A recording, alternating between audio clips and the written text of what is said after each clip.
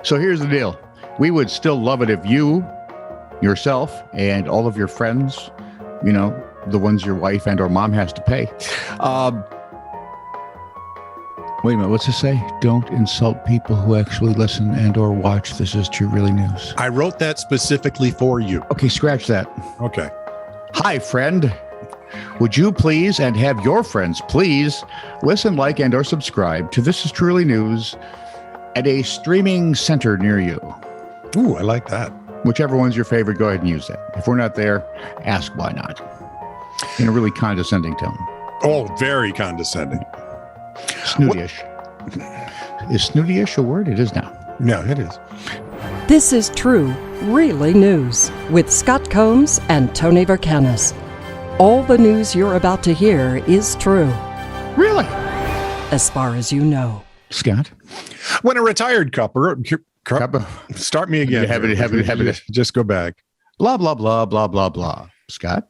When a retired couple, Martin Holtby and Pat Dyson from Lancashire, returned from their vacation, they were somewhat startled to find a stranger sleeping in their bed. The first sign something was amiss was their home wasn't too tidy when they left, according to Ms. Tyson, but upon their return, things looked pretty good. Lucas Kaniowski had done the dishes, washed his underwear, and bought some groceries. Ms. Tyson went on to say, he did burn an old saucepan, but that happens. Kaniowski admitted burglary and was given a 2-year conditional discharge in order to pay £200 in costs. We need to get this guy together with your buddy. The guy from a couple of weeks ago? Yeah. Yeah, who cleans strangers' homes. A remodeled house, and it looked perfect. It was like, wow. Boys, no amateur. He could go international with this, because this, Apparently. FBI investigating what one commercial airline pilot said, and I quote, I believe I've seen an airborne person with a jetpack. I've been hearing about this guy. Because women won't do this. No, because you know why? They're not stupid. That'd be it. It was right near LA International. The LA Times is reporting the Boeing 747 pilot radioed to report a possible jetpack man in sight. Website Live ATC, if you want to, check out the actual story. The pilot spotted an object that may have resembled a jetpack 15 miles east of LAX at 5,000 feet. According to an FAA spokesman, out of an abundance of caution, air traffic controllers alerted other pilots in the vicinity. Said one air traffic alert, use caution, the jetpack guy is back. Mm-hmm. Another air traffic controller asked his pilot, did you see any UFOs? The pilot responding, we were looking, but no, we did not see Iron Man. Yeah. FBI working with the FAA to investigate the report. An FBI spokesperson told the Times in an email that the agency is already looking into 3 other possible jetpack in the skies above Los Angeles stories. At this point, they haven't been able to validate any of the reports. Although, I just want to leave this with you. The Jetsons were set in 2062, so... Ooh, that's interesting. That far off. Yeah. Maybe it's like George's dad? Or probably Mr. Spacely's dad. Or a tear in the space-time continuum. Have you not watched any science fiction?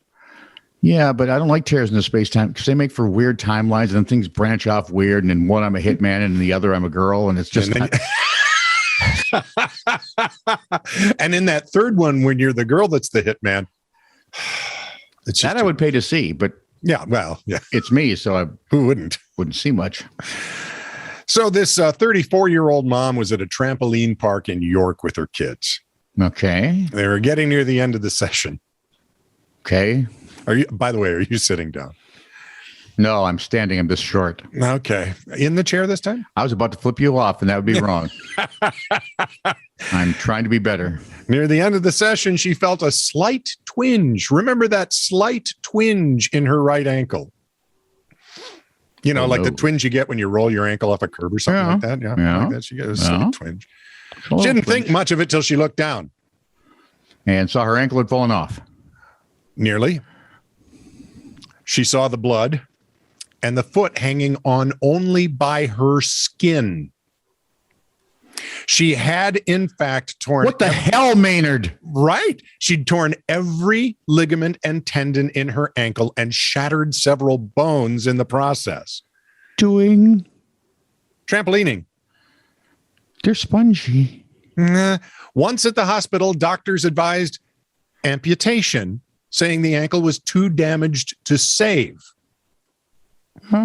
However, after 5 hours of surgery and 7 weeks in an ankle cage, she's walking again in flat shoes only for short periods. She now gets anxious around trampolines and said her son won't go near one. By the way, she can't claim compensation. Huh? She signed a waiver. It's the waiver. Let this be a lesson. How in heaven's name do you do that much damage? And only feel a slight twinge. She was jumping on the spongy part, right? Not on the metal parts that hold it? In fact, she was going to transfer to another trampoline. You know how you jump from one to another whenever you had 2 trampolines together. Yeah. In gym, we always did that. Yeah. But holy Pete. I went to a private school. We were poor. We only had 1 trampoline. So if you tried to jump to another, it was concrete. A man was injured by a Jaguar. The XJS? I want it in Hey, so grade. you know, Patrick used to work at a Jaguar dealership here. Oh, pardon me, Jaguar dealership here in the Twin Cities. So is the animal a Jaguar? Yes, it is. Okay. So man was injured by a Jaguar because I live in Minnesota, damn it, and that's how you pronounce it. Oh, wait, that was rude. You anti-Anglo puke. A man was injured by a Jaguar, take that, you limeys, at a floor. Oh, God, I'm running. However, yes, send all emails to Scott, S-C-N-T. Might as well. Yeah, sure. Christmas is coming, and forest green, if you could. Fell in love with that car from the old, Edward Woodward's TV show. Equalizer. Thank you. Man, I'm good. I'm not. The attack occurred at the range of the Jaguar display. The range. I wonder if it's formerly known as Suguar. Jaguars. You say Suguar? Do you? Sit there and be quiet. All right. The attack occurred at the range of the Jaguar display at the Jacksonville Zoo and Gardens, the Florida Times-Union reports. The man was hospitalized with non-life-threatening injuries. The man apparently climbed over a waist-high safety barrier that puts about 4 feet of empty space between visitors and the exhibit's fence. Good idea. According to zoo spokesman Kelly Brouillard, the man began taunting the Jag and reached his hand through the fence. He kept saying, you know, the Aston Martin's better. A 12-year-old big cat named Harry, really? So, I won't William, but Was that's that necessary? I mean, come on, let's get a little more current. Harry, no, not the one who married what's her duck? Yeah. Fergie, swiped at the man and injured him. You know why? Harry didn't marry Jaguars are Fergie. quicker than people, you idiot. Well, yes, they are. Here, let's high five. Too low. Oh, my God, my arm is gone. Brouillard said the feline was acting as part of his normal behavior for a wild animal and didn't expect anything to happen to him. Duh. Officials confirmed that Harry was involved in a fight that left another Jaguar dead earlier this year.